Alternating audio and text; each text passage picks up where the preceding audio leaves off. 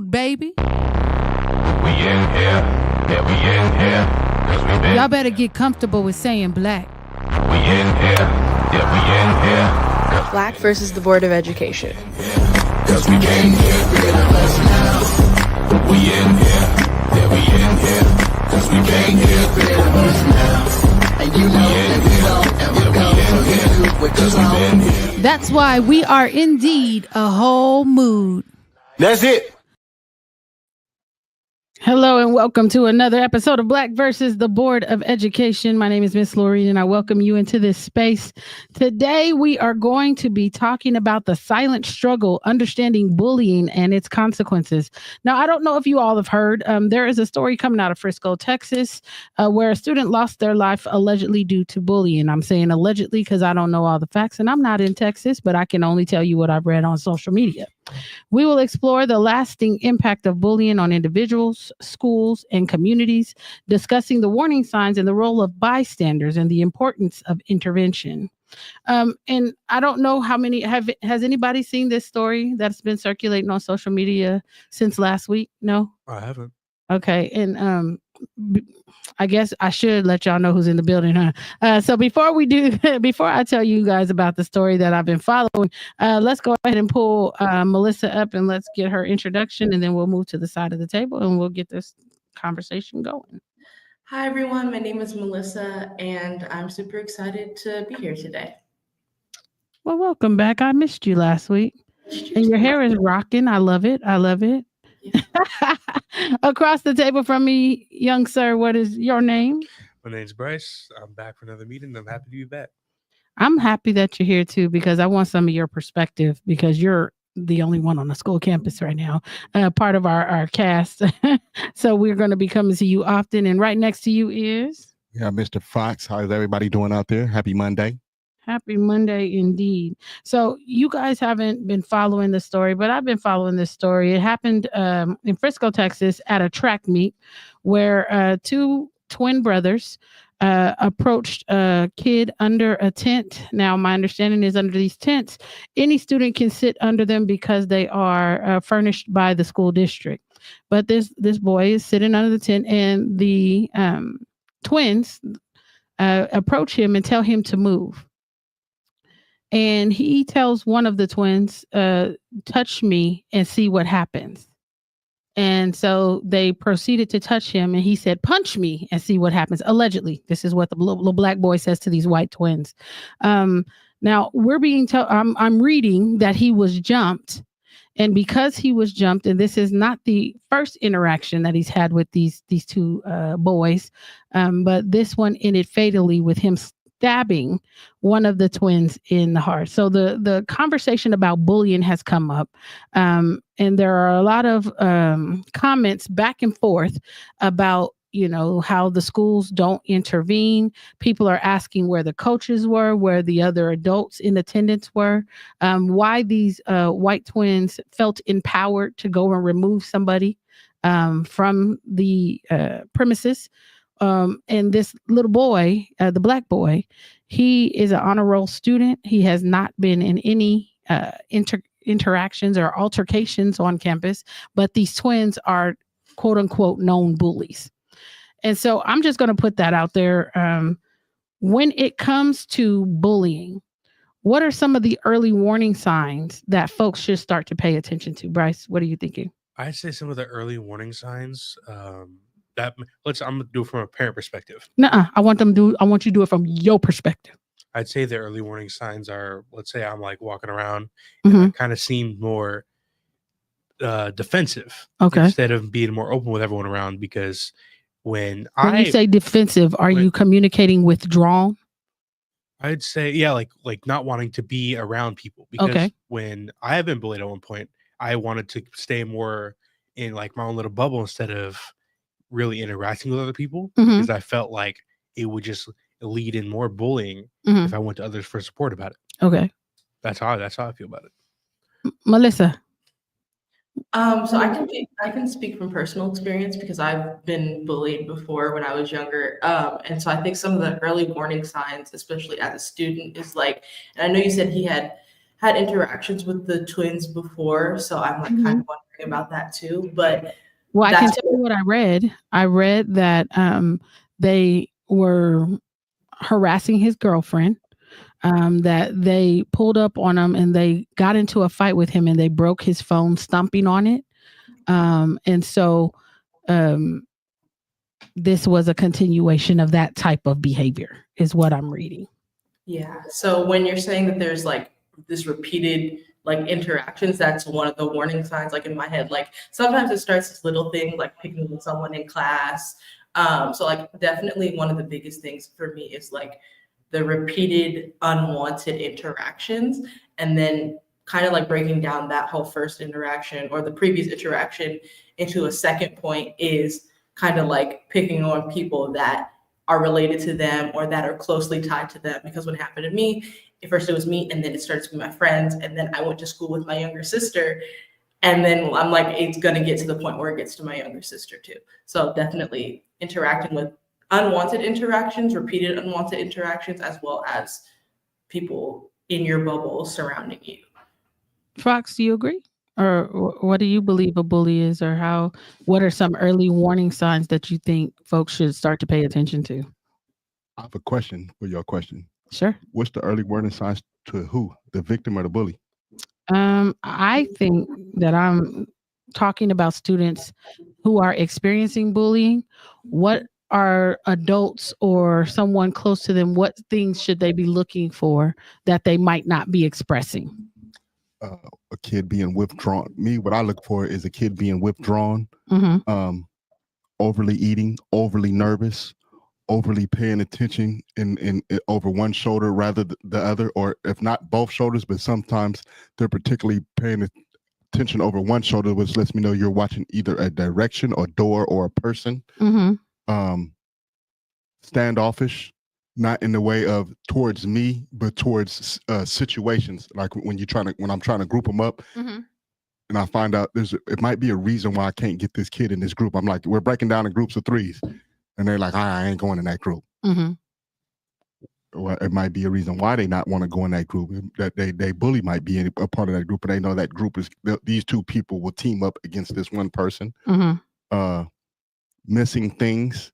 See a person that seems like they. What do you mean missing things? Like not being able to pay attention? No. I've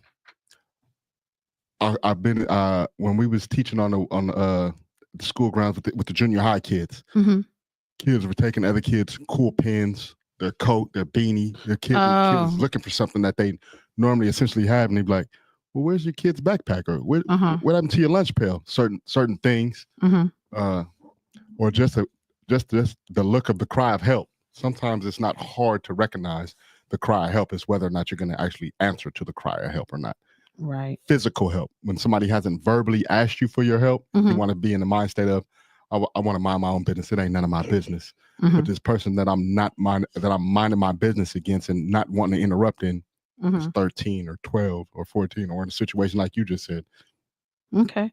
And so how does the role of the bystander, because you said other people are around, right? How does the role of the bystander influence the outcome of bullying incidents? What do you think, Bryce? I think the role of the bystander, and make sure you pull your microphone up because I want to make sure they hear you. I think the role of the bystander, when it comes to that, I'd say it depends on the person depends on the person who the bystander is and the level of bullying. Like if it's to a point to where it isn't violent, like physical, there's a higher chance that someone will come in and intervene. But if it's like physical, like they're like messing with them in the halls, getting punched and stuff, then they're most likely just going to stand by and watch, not help said friend or said person. Melissa, what are your thoughts? I think that bystanders, definitely depending on their authority to be able to help diffuse a situation, can almost be instigators or approval.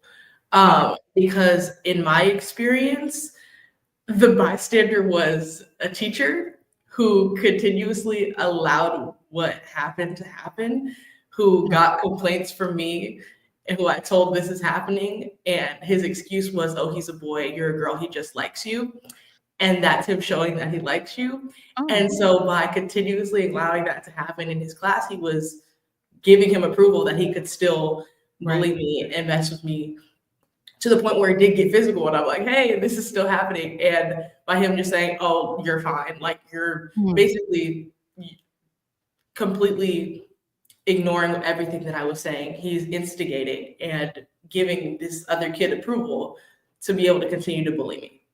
So you know what I find so problematic in what you just said? That adults are complicit. Yeah. And it's not just teachers in the classroom, because we've heard from multiple students who said this was going on in the classroom and the teacher acted like they didn't see it, although all the other students in the class saw it. Or you have families who continually bring up bullying or bullying-like behavior to administrators who allegedly have a no bullying or zero tolerance policy for bullying. However, they allow it sometimes because of who the kid is, who they're related to, and their social economic status. Let's keep it a buck. So I've also seen, in terms of bystanders, there are a lot of folks that like to pull out their phone, but they don't like to intervene. And that creates sort of a climate where this type of stuff continues to fester, because instead of using that video as a way to hold people accountable, what we're doing is we're uploading it to social media, to the fights pages, and having people subscribe to those and getting attention, right? And so, Fox, I mean, we've been dealing with a lot of bullying calls lately. What are the things that you're seeing in terms of the bystanders? Bystanders seem to feel, since I am not the one doing the actual bullying, that it's not me, but a bystander plays an important role, like what Melissa was saying.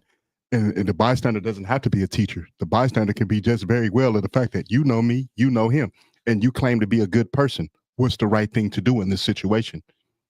That's all. That's the only thing a bystander has to judge, is what's the right thing to do in this situation. No, you don't want to be in a situation, but the person being bullied ain't asking to be in the situation either. So don't hold on to these mighty titles that you hold on to and say, oh, I'm a good person, or I'm class counsel, or I got straight A's today, or I did such and such today, but you did nothing to help another human being today. And this human being that gets bullied, it is not for the bystander to determine another person's safety if a person is saying they don't feel safe. After you say I don't feel safe, I cannot turn around and say, you're safe. You just said how you feel. I don't feel safe.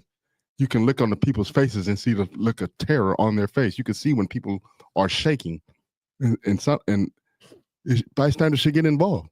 Mm-hmm. If you're not going to be involved, why don't be the other thing? Don't be the person who, I'm gonna take my phone out and record it. And they do all the stuff like you just said. I'm not involved, but I then took this whole video that lasted 3 minutes and I uploaded it and all the other stuff. But it ain't had nothing to do with me though. Mm-hmm.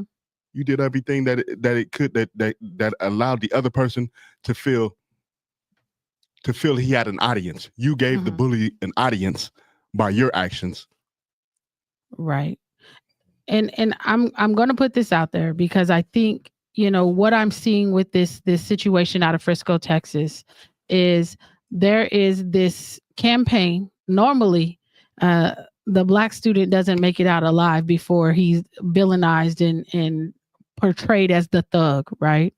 And there is a deliberate attempt to humanize white children who act badly, or for the families to lawyer up because they have the resources, or anything to have them escape accountability. Unfortunately, with this situation, that boy lost his life, right? Because the Black boy allegedly acted in self-defense, because I don't know the facts, and he ended up stabbing one of the kids. And so with him saying that it was self-defense, there are an onslaught of comments where people are like, he should die slow. He should die under a jail. It's not self-defense if you bring a knife to a track meet. Why didn't he just move? Why didn't he do all these other things? But never addressing the bullying. And then they said, well, bullying is not a death sentence. For Black children, it may be. And I say that because statistics say that Black students are more likely to be bullied than any other group.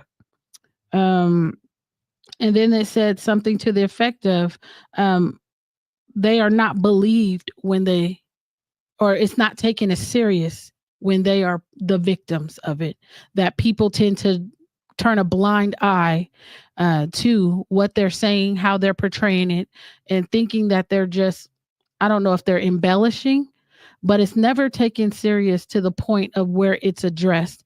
And when they finally feel like they're backed into a corner, they do something or they fight or flight. And now they're being portrayed as thugs, as, you know, they weren't raised right. But nobody is questioning the bully's family, who they raised, why this behavior was actually present. So do you guys believe parents of children who bully should be held legally and financially accountable for their children's actions? Yep. Why? Same thing happened for the same thing you're saying about one boy is for the other. Like you said, you're not supposed to bring a knife to the track meet because it's not self-defense. But what about allegedly you bullied him 7 times first? Right. At what point does it become self-defense for somebody who, again, the bystanders ain't helping him? Mm-hmm. Is it to the fact that you don't believe us, or you just dehumanize me? Do you not believe it hurts when you say the things you say to me because I'm Black? Because I got a couple tattoos. It doesn't hurt when you walk in the room and single me out and say, "Oh, look at this fool right here! Ah, ha, ha, ha, stupid!" It doesn't hurt me. Why? Because I got a bigger beard and my exterior looks tougher. The most people with the most tougher exteriors cry the hardest. The society's pointed that out. So the bystanders who have something to say about this, oh, he should die slow. You should have got up slow from your seat and helped somebody. You don't want to help these kids when they want help. You don't want to help these Black kids, and you say, well, why does it hurt them so much? Because it already happened before that happened. He already went through your shoes and you're poor and with the no daddies and the houses that they grew up in, and you can move all that to the side. Again, who can tell somebody when they feel safe or unsafe when they going up against more than one? Not in this particular situation. I'm going up against 2 bullies, not one. And these bullies, and these are 200-pound bullies. Exactly. And this little boy was 130 pounds. It's already a known fact. Me being the one, if I'm the victim and you show up, the person who shows up with you, what belief do I have that they about to help me? They with you and they clowning you with me. But now I'm tired of it. I'm tired of it, and it's like it's not you messing with me. And the cases with how these bullies get down, it starts off with the little poke. You messing with me about my shirt, and then moved on to my backpack. Now you kicking my books across the ground. Now because the girl I'm dating, she's kind of soft too. Now you messing with my girl. Now you're talking about the car that my mom, because this audience of bystanders still ain't helping. But then you want to label somebody as aggressive. I just watched the tape on TV on the net 2-3 days ago around the same situation. This white boy was bullying this Black girl, bullying her. They said, "Oh, she shouldn't put her hands on this guy." He was bullying her and messing with her, and he was 4 times her size. When she went to defend herself, this white boy slammed her head on a desk. I think he was Latino. He slammed her head on a desk. You know what they said about the little girl? Same thing they're saying about the Black boy. Oh, she shouldn't try to fight a boy, and she shouldn't have tried to. But the classroom full of boys that didn't help. Yeah. Nobody want to help. And she's the smallest person in the room. Yeah. And you know what they said about her after she was knocked out? Stupid ass nigga. Told that nigga. And she was actually charged with a felony because they said she hit him with some sort of object. He was not charged with a felony. He was charged with a misdemeanor, and he slammed her head on the desk. What was she supposed to pick up with somebody who's 4 times bigger than her? And again, bystanders just sit back and laugh and watch this bullying going on, and you tape it. But you have something to say about the punishment that should happen to the victim. But as a good person, where do all these good people that people love to say they're good people, but when in the chance of an instance to show it, they show themselves feeding a puppy. They show themselves, Oh man, you know what I did? I picked the orange up and I put it back to the thing. I'm not seeing people showing this level of the last time a human kindness that I seen of people showing for these bullies, they used to have the pay it forward movement. Somebody would come, I don't know you, but I paid for his burger. Mm-hmm. He paid for your kids and your kids' burger. He don't even know you. And then they started doing it amongst races, crossing races doing it. So should parents be held responsible? Yes. Okay. You raised this. You know when your kid don't go to school, you know how your kid act. You see how he treating his little brother at home, and you saying they just young people that have to grow out of it. I don't want to be subjected to what your kid making me feel just because you feel and because you like it and you like handle it. Handle your children. Baby. Sure. And it says, despite making up only 15% of the public school population, Black students were 35% of those reported being bullied because of their race. And that was out of a report by the U.S. Department of Education Civil Rights Data Collection. And I look at it, right? And Bryce, do you think parents should be held responsible? Like, I mean, their kids are still minors. They legally should already be held responsible. But do you think they should be financially responsible and held accountable? I do think they should be held accountable because at the end of the day, if the victim goes ahead and knocks their block off or worse, then the parent comes running and says, "Oh, this person hurt my baby," and then he should be held accountable for it, not acknowledging anything that their son or their daughter, the bully did to the victim. Mm-hmm. And then when it finally comes out to them, they want to be like, "Oh, my son didn't do that. Oh, my daughter didn't do that. She's such an angel." And it's like, but it's believable, right? Yeah, it's believable that they're angels, right? They got the complexion for protection. Melissa? Parents absolutely need to be held accountable because, like Bryce said, like if that happened to their child, they would want to hold the family accountable too. And I think it's important to hold parents specifically accountable so they can help hold their children accountable. Because, I mean, a lot of teaching goes on at home. So being able to hold your maybe not. What you whistling for? Well, listen, what she said was fire.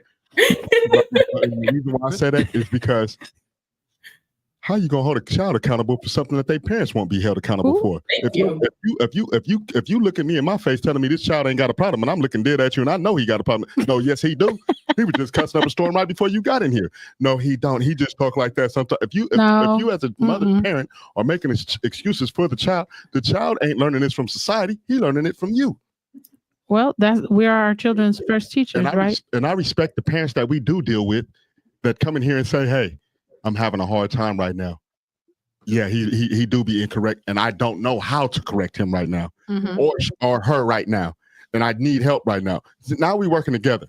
Now that you don't have to apologize to me. The fact that you came in here and you're telling me there's a problem at home and we're addressing it and it's hard right now, and now I can understand that you're a parent dealing with a teenager. But don't gaslight us and come in here and say, "Ain't nothing wrong with my kid. It's your kid." It's you know how many IEP meetings we show up to, and you can read the temperature in the room when you get in there, like, "Oh, this kid got a problem." Nah, he don't. And the parents sitting there like he don't. Like, I dare you. You dare me to what? Yeah. And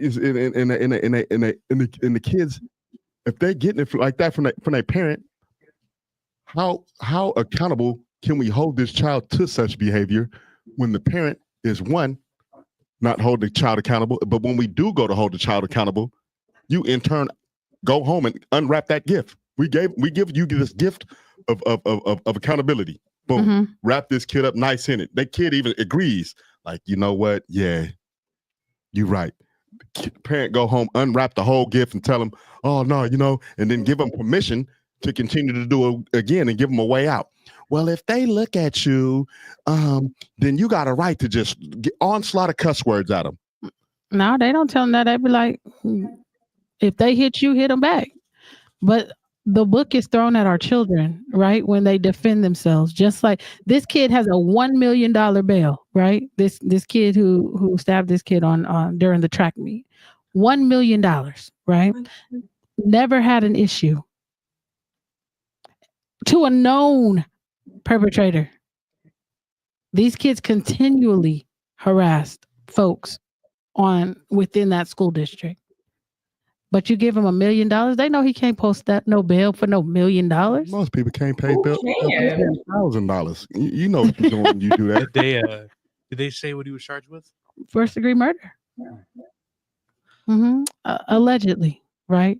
And I should have sent it to Tevin so we could look at it, but it's I want to say there were 2 charges on there. Let me see if I can find it.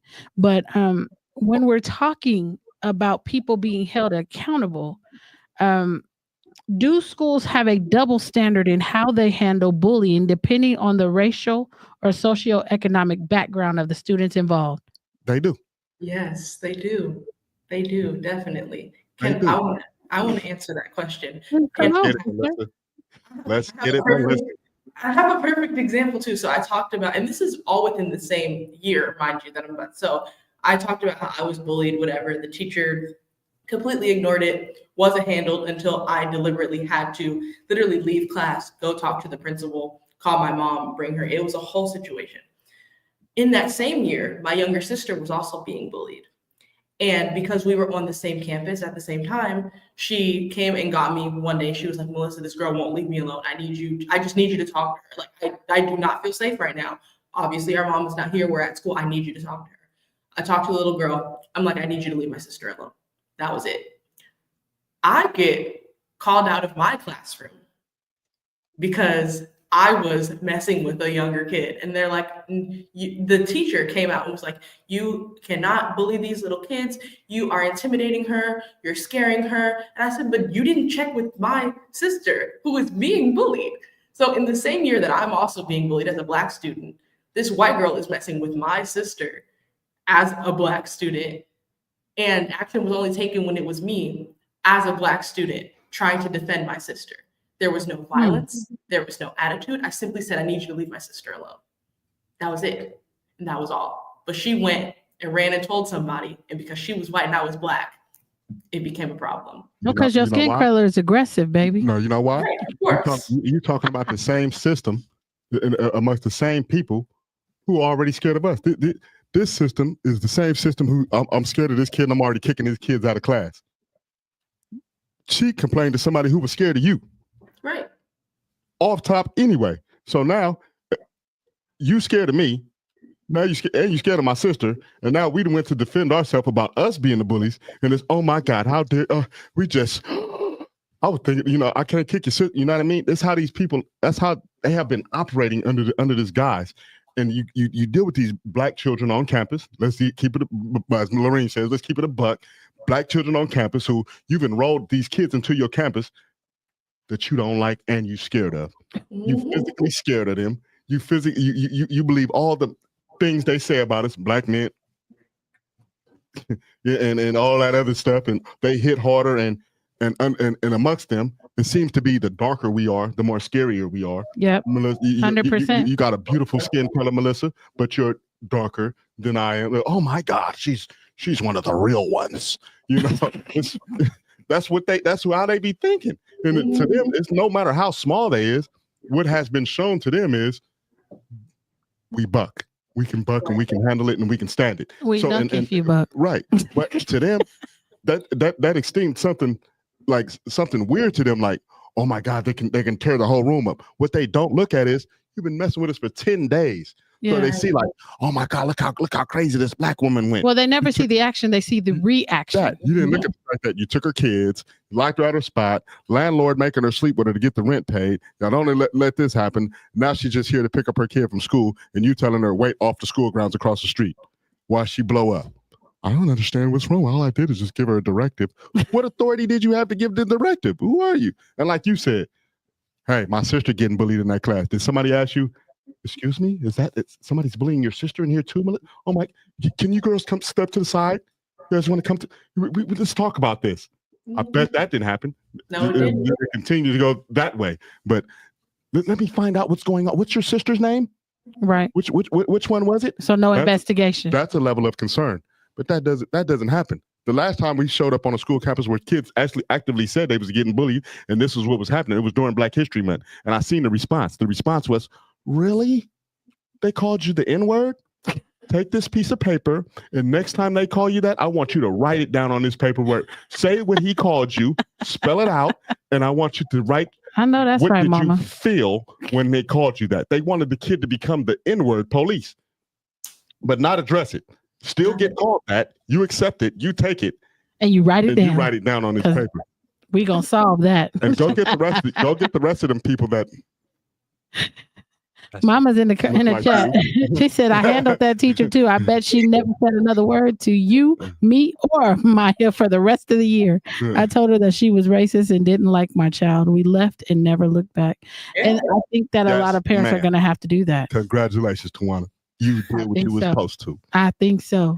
There is a situation. I don't know if it really counts under the bullying standpoint. Yeah. But it was like first year, I think it was 6th grade, and just went to school, and there was like a group of kids. Like I have never seen these kids in my life. I think they've been to school before. And I was hanging out with a friend, and I get called into the office saying that apparently I hit a girl and like cussed some kids out. Oh, you did? Hey, allegedly that's what they said I did.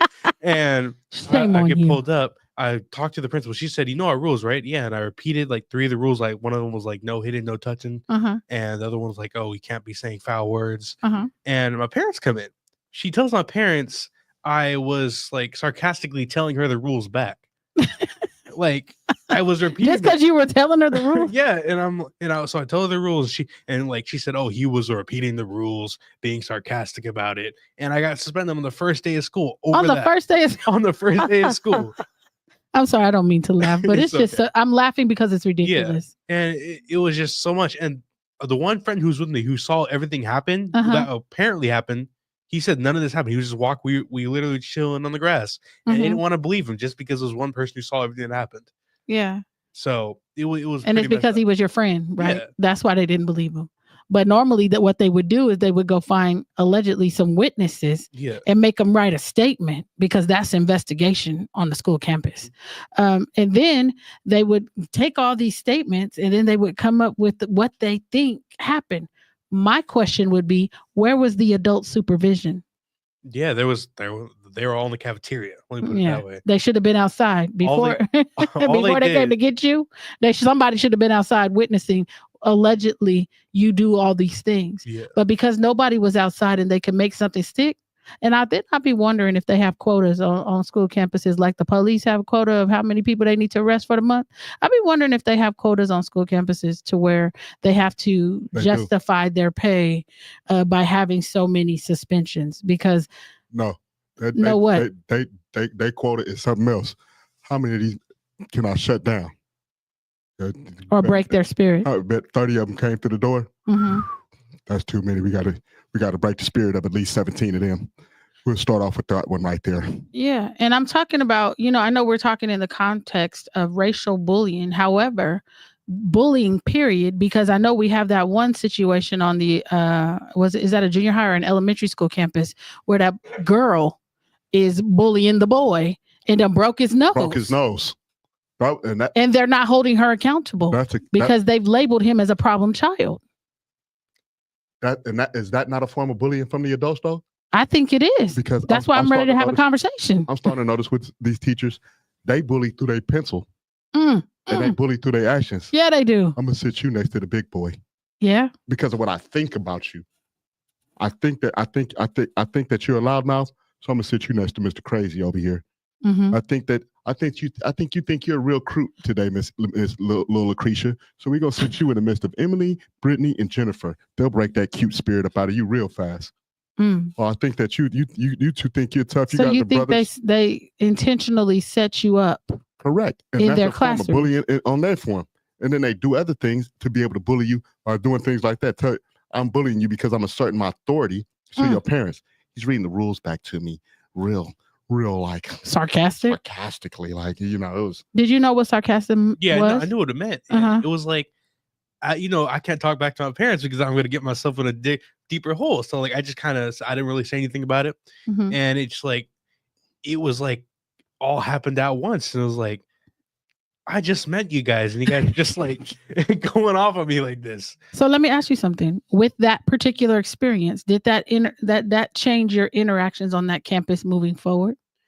It did, because after that situation, they got me a counselor. They got you a counselor. Yeah, they got Who me like got you a counselor? The principal got me a Oh, counselor. because something was wrong with you. Yeah, and like okay, so that's what they do. Yeah, this is like- how they keep multiple touches on one body. They come up with a problem, and then they come up with a solution to the problem that they just created. Oh, you just told me something. Ooh. But that solution ain't a solution, because guess what they do with that solution? No, this is how they get their friends paid. Right. But go ahead. But their friend on that campus really supposed to be over there working with little Tremaine. Who needs the services? Who needs the services? They pull counsel from him, working with Come him, off and say, mute, "See, Melissa. we not racist. We got him working with him." But he ain't the one that needs the services. One that needs the services. But it looks good. Did you have an IEP or a 504? I did, yeah. Before or after this? I think it was that I was still like, I had one at a time, but it wasn't fully in place yet. So we were still working on it. Okay, But, so you were in your assessment period? Yeah, I was in my assessment period. Huh, so they labeled you. Okay. It's making sense. I want to say something. Melissa's stressed out. You see her have her hand on her head. What's wrong, Melissa? I'm stressed. I told you I couldn't stress anymore today at the beginning of the show. Now I'm stressed. I'm stressed. I just don't understand. And what you said something earlier that like really stuck with me was how white children and families are more humanized than Black children and Black families. And that really hurts coming from someone who was bullied. And that's the reason why I came to you, how I came to you when we first met, because that was traumatizing. I mean, you're basically on a campus with people who, this is when I wasn't homeschooled at the time, that I'm seeing more than my parents. I'm seeing more than my mom. And you're making it very clear that you don't care about me. And like how we were talking about bystanders and how there are teachers and people of authority who are supposed to be there to protect us, supposedly, allegedly, supposed to protect us, because they don't always. And like, I remember my mom's like, well, like, do you want me to handle it or do you want to? I'm like, okay, one more time. I want to stand up for myself. And so I told that teacher that one day, I was like, I'm not participating in class today. I went and I sat by myself in a corner, and he was like, well, if you're not going to participate, we're just not going to have class today. Everybody's going to look at you like you did something wrong. And full on was like, if you're going to sit out, then nobody gets to learn today. I'm like, that's not my problem. Handle the situation that's making me react like this. And so like how you were saying, they don't care about what the issue is. They just care about your reaction. How is me standing up for myself and deciding I'm going to sit out of this class today because you aren't paying attention to the issues that are causing me to react like this? How are you paying more attention to that than the fact that I've been bullied for going on 2 and 3 weeks now? Yeah, and when we met, what did I tell you all about the power structure that exists? Because I know our babies are right fighters. They want to stand up for themselves. I get it. But what did I explain to you all at that time? That there's a power imbalance, and that if they're making it very clear that they're never going to see me, there's nothing in my power that I can do to stand up for myself alone, that I need someone who can be on that same level to stand up for me. And that was, you needed another adult, right? To come in to equal out that power imbalance. And this is why people have problems with me, because I want the smoke. I want that same energy you have for our children when you decide to mistreat them in your classrooms. Because I remember during that time, I was asking you all, or I was actually, not you all, I was asking Elk Grove Unified, what happens when the teachers are the bullies? Yeah. What do we do then? How do we expect you to hold people accountable and you won't hold yourselves accountable? You won't deal with this disproportionate discipline of Black children because you've given people carte blanche to treat our children in this way. And that's because most of them, they don't own homes. So their tax monies, they're not being, the places where these folks live, they don't have a lot of homes. They have a lot of rental properties. So they're not getting the benefit of those taxes. But in other areas within the district, there is a lot of home ownership. And so they tend to prioritize groups based on who owns homes. That's my belief, and I'm sticking to it. And so when we have adults who are misbehaving and adults who are using the power of the pen, like you said, Fox, our children, they tend to have their spirits diminished in that classroom environment or on that school, and they tend to have a different experience than their counterparts who are told that they're great, they're wonderful, they can do anything, they are smart, they're going to accomplish everything. And then you have students like me who was straight A's, or if I didn't have straight A's, I had all A's and 1B. And I had we had 3 people come into the Avid class who were students at Santa Cruz or somewhere. And they honed in on me, especially the white female, honed in on me and told me I was never going to go to a university, that I wasn't going to get into one. And I ended up getting a full ride to Holy Names College. So shout out to them. They're no longer there, but that's where I got my full ride to. And I couldn't wait to come in and slam that paper in her face. But when we have adults who come in and try to tell you what you're not going to do, and then they put roadblocks into places, it's going to take us adults who've had enough of it, or some parents like Miss Tawana, to come in and shut that mess down. It just is. It's gonna take that. Bryce, when you went back, was that the only issue that you experienced at the hands of that administration, or is there more that happened after that? Honestly, it's that the administration, when they were talking to me, they kind of with the words they were using, they kind of made it seem like they were downplaying things, or like they had to kind of explain things as if I'd understand it. Oh, not downplaying, but talking down to talking you. Down. Yeah. Oh, okay. And how did that? I don't want to psychoanalyze you, but how did that make you feel as a student? It made me feel like lower than a person, because you're making me seem like I don't understand what you're trying to say to me, or you have to treat me like a child. But you were a child, baby. Yeah, you were a child. You know what I'm saying? But they were treating you like you were remedial. Yeah. And that you didn't understand language, when we know that our children speak quicker than their counterparts, but we're not going to even go there. Sir Fox. Yeah. So I was just talking about that one issue that we have at the school, where they're continuing to let that boy be victimized and brutalized. And because it's being done by a little black girl, they're downplaying it, or they're not seeing the seriousness of it. But this baby has now had his nose broken. They're continuing to do things to him, and they're justifying it because he has some sort of, I don't want to say special need, or is it a special need, or affect, or is there something going on, like whether it's autism related or something? Autism. And autism displays itself in different ways. So people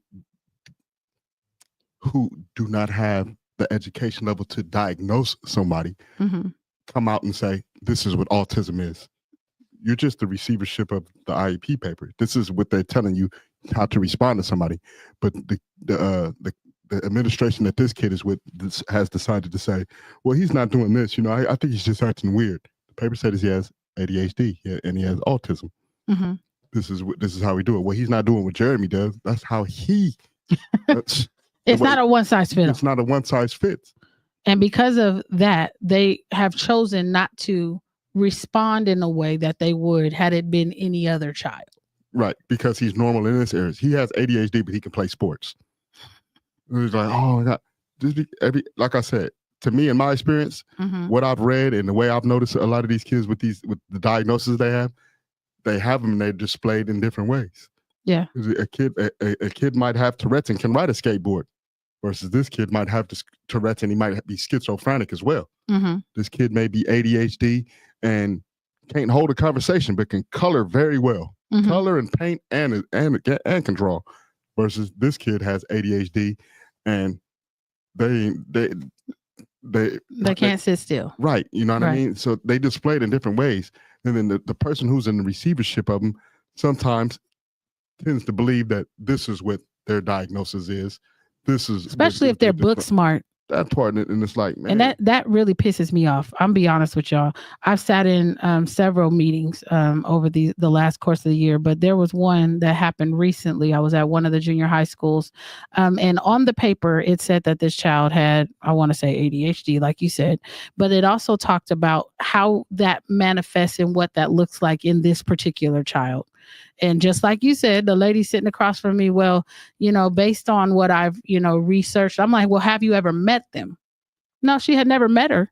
But because her book smarts told her, well, ADHD presents itself in this way, we're going to say that this particular, I was in a manifestation determination, which if you don't know what that is a meeting that is held to determine whether or not someone's known disability contributed to the way they responded in a specific way. On this particular child, I'm sorry, 504, it said that they are impulsive, that, they have a problem relating to adults and their peers. It says that, very can burst out, language wise, can have outbursts basically on language. So this young person got into an altercation on her school campus, and she went 0 to 100 really, really quickly. They put her up for expulsion.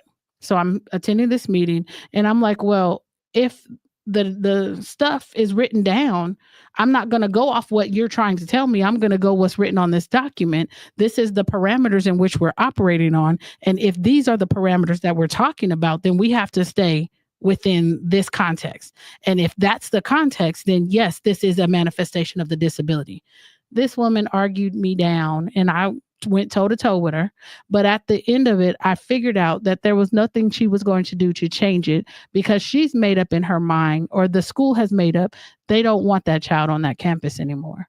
So regardless of what the law says, regardless of what this document says, it's going to be her opinion, who she's never met the child. It's going to be her opinion that holds the most weight because she is the school psychologist or whoever she is. And I'm just like, okay, so this is now what the game is. 504 documents and IEPs are not optional documents. You know what I mean? But we've allowed people to assume positions in where they use their perceived authority to bully an outcome that they want to see. And I know we started talking about what's happening with the racial bullying, but this is a part of that. You have white women who have a perception of Black children, boys and girls, that they, no matter how things are written out, they have one perception and only one way in which they correlate information.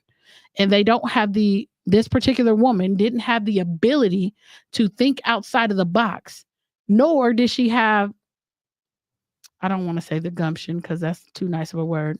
But what I would say is she didn't have the will to try to figure out who she was speaking about before she had a meeting on said person. And I think that should be illegal. I think that they should have to spend time with the people that they're talking about before forming opinions.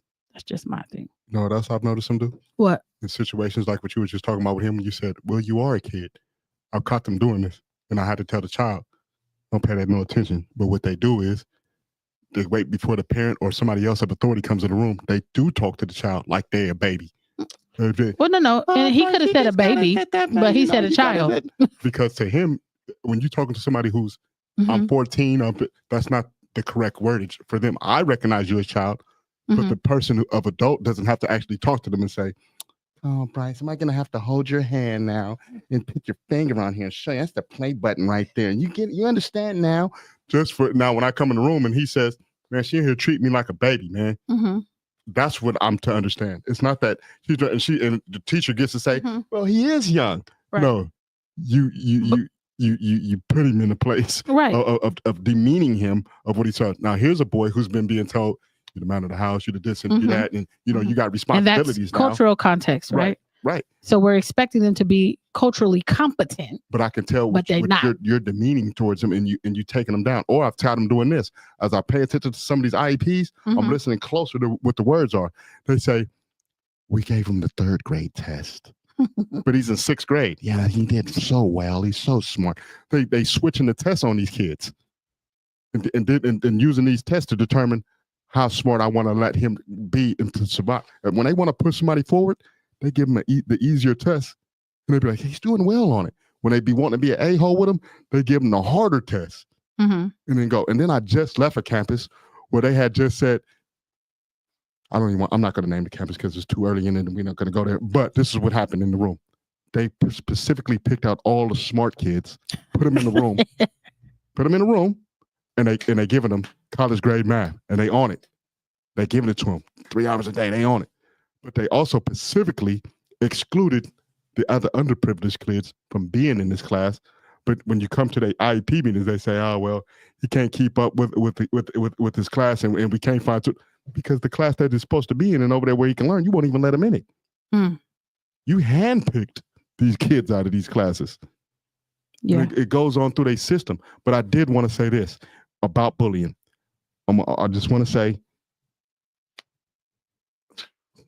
bullying is real. I'm not somebody. Bullying comes from all different forms, all different types of authority, and with the young population. One thing I have realized about bullying and shedding a light to it, and going to what Melissa was saying, these kids do feel a certain way about it. There is something that they feel about it, and it does lead to two deadly areas with our children these days. It leads to the self-defense area of I'm feeling cornered. There's nothing else. I don't know what to do. I don't have the proper skill set to talk myself through this situation. I don't even know my feelings. And I just people know are relentless. And I just know I feel embarrassed. I don't know what else to do, and I respond out. And the second thing that it turns into is suicide. Facts. For suicide prevention. So with that being said, I acknowledge the fact that bullying is real. It does hurt these children. It does hurt our babies. And I want to say I'm Fox. My phone number is 916-237-6347. Our office number is 916-513-7959. Call on us, man. Call on BBSN, call on BYLP if you are being bullied. I don't know all the answers, but we can get you to somewhere. If not, we can get you enrolled in our program. And for bystanders who watch bullying, you do play a role in it. Whether you on a bus, whether you on a school bus, whether it's in the cafeteria, whether it's in the hallways, and you see one kid walk by and kick another kid, and that kid was your friend that kicked that kid, you do play a role when people say things like, I want to be a better human being, or I'm here to do better, or I would like to see the world better. Your contribution to those type of statements is you be better. You be better and tell your partner, hey, quit picking on her. Quit picking on him. You be better and stop laughing when it's your favorite friend and they tell that racial joke that's not so cool. And even though it may be a little bit funny to you, be the bigger person and say, hey, bro, not here. Don't do that here. Don't do that. You be better. Don't just sit up here and say you're a good human. Show us without the puppy. Without the puppy. And I just wanted to pull this up here. The suicide rate among Black adolescents is increasing faster than any other racial and ethnic groups. From 2007 to 2020, the suicide rate rose 144% amongst 10 to 17-year-olds who are Black. Although the overall youth suicide rate is trending downwards, this data raises alarms about the need to improve and address mental health care in Black communities. And I read that because, one, they said that Black students are more likely than any other demographic to experience racial bullying on their school campuses. So if we know that to be true, then we cannot take this next stat about suicide rates, right? We can't just take that and just let that go away. We have to understand that there's a correlation between how students are processing what it is that they're going through and the ways in which we, one, have not insulated them with the tools that we think they have because we assume that they're older than they are. And two, that there are not enough outlets for them to actually, or safe places is what I will say, for them to go to, whether it be on school campuses or off of school campuses. They are not finding the care, compassion, and concern that they are so desperately needing. And I say that all to say, Fox is absolutely right. If you are in need of support, BYLP is here to help you and your family. And before anybody gets in my chat and say, oh, they only help Black families, I have a family over at Catherine Albiani Middle School, a white family with twins who are experiencing bullying. And we've been trying to work with the staff over there who said they put in a safety plan, which was garbage. They said that they were going to put in something for the bus route home. That did not happen. They are still being harassed by 2 other white twins within that school district. So bullying knows no bounds. But if we're really talking about coming up with proactive solutions, one of them can't be inaction. So I have a question, Melissa. Can a zero tolerance policy for bullying do more harm than good by pushing students into the school to prison pipeline? What's the alternative? I think that a faulty zero tolerance policy definitely can. Because if you're not upholding your zero tolerance, and it's only zero tolerance for Black students being what someone would deem aggressive towards or intimidating towards white students or students who are not Black, then yes, that does absolutely do more harm than good. But if it's a genuine zero tolerance policy for bullying, like the homeschool program that I graduated from, when my younger sister, someone told her, they were like, I think it was like her first or second day of school, and they were like, I don't want to be friends with you because my mom said I can't be friends with people who look like you. My sister told my mom told that teacher, and that student had never been seen at the school again. When you genuinely have a zero tolerance policy for bullying, then it does not do more harm than good. But how many policies are actually being upheld, how much accountability is actually there for students that are looked at as sometimes the savior or have this really horrible complex of never being in the wrong. So I think it definitely depends on who is helping to uphold that system. Facts. I think we already have those systems in play. It falls exactly under what Melissa said. Uphold what you already have. And I'm starting to notice these policies being implemented when we be at these meetings. They say, oh, we're going to implement this policy. And the school is largely white. You understand? So up until this point, none of you guys wanted to do the right thing unless there's a policy in play. A policy has to be in play for you to come to school and actually do the right. Well, there was no policy that said that I had to be nice to this little Black boy. I mean, he's just, I just, Well, that's part of humanization as well. So there's already policies in play. These things have already been spoken on at these school board meetings, and they've been going on since the dawn of time. And if nobody else pointed out, when we walked Little Wissert, I'm not going to say because nobody likes the way I say her name, but when we walked her on the campus with the National Guard and all that other stuff. Ruby Bridges? I called her walking. Ruby Bridges. Listen, man. And she was bullied by adults. Right. White female adults. But y'all been seeing all these things. Y'all been knowing all this.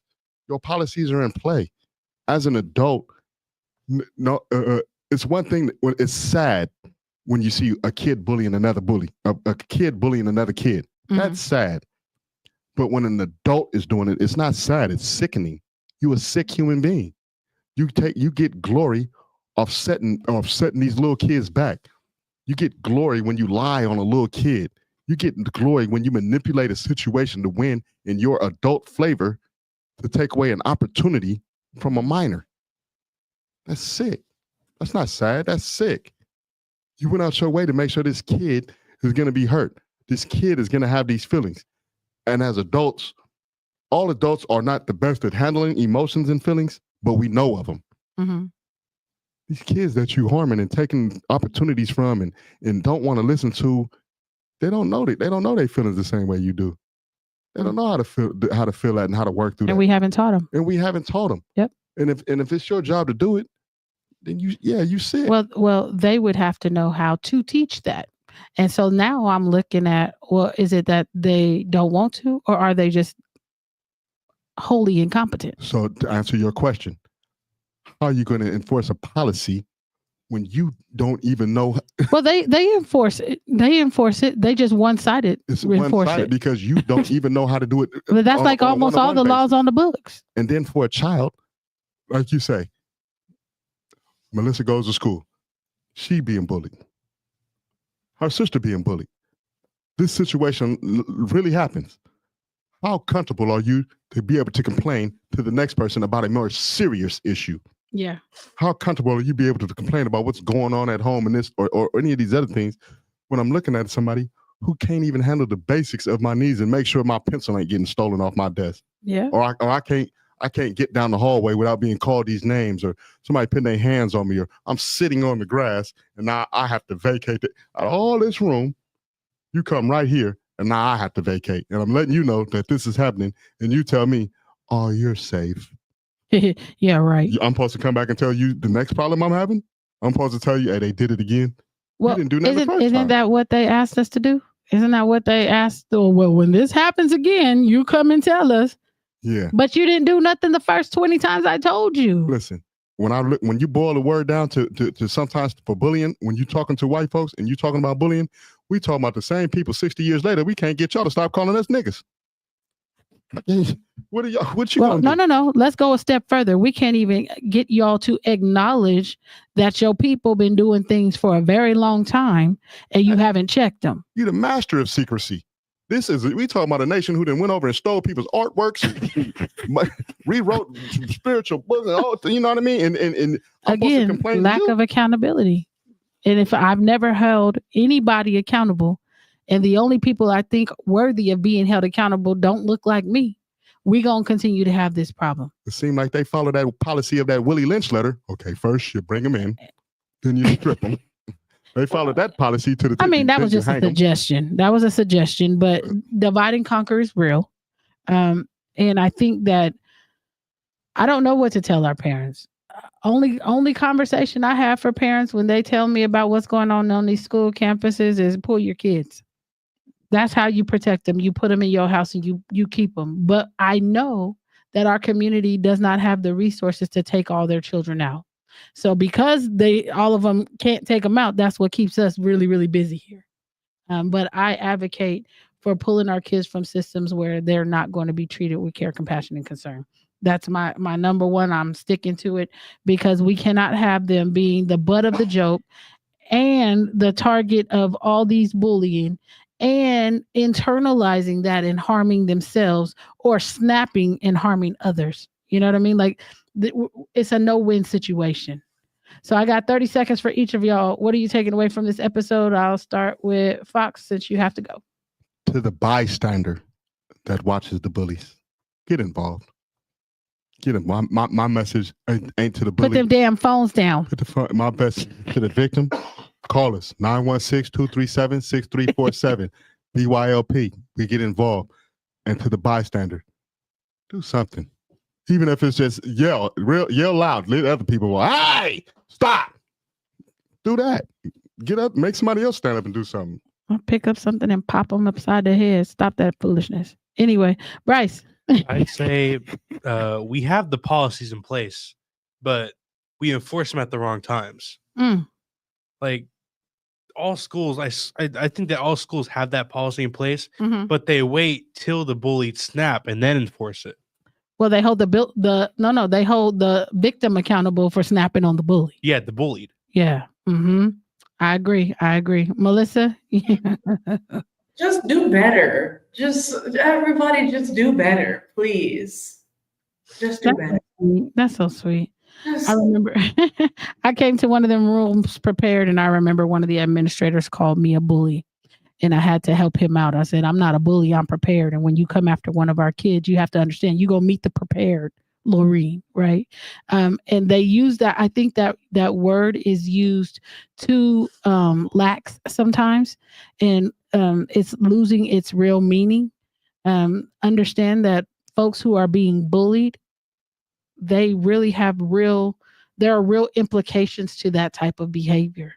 And so adults, we have to, if we say we have a zero tolerance policy, I don't care who their mama is. I don't care who their parents are, if they've given to your PTA, if they've donated to the school, if they even have a family lawyer. I don't care. Everybody should be held accountable for the actions that they do. And we can't pick and choose when we want to, because I then think that becomes a violation of the law, civil right violation or something. And I'm not an attorney. I should be one. I should go to the school and get my license, because then people would have hell to pay. And I'm thinking about it. While I think about that, we're going to go ahead and hit you with the peace sign, and we'll see y'all next week. Peace.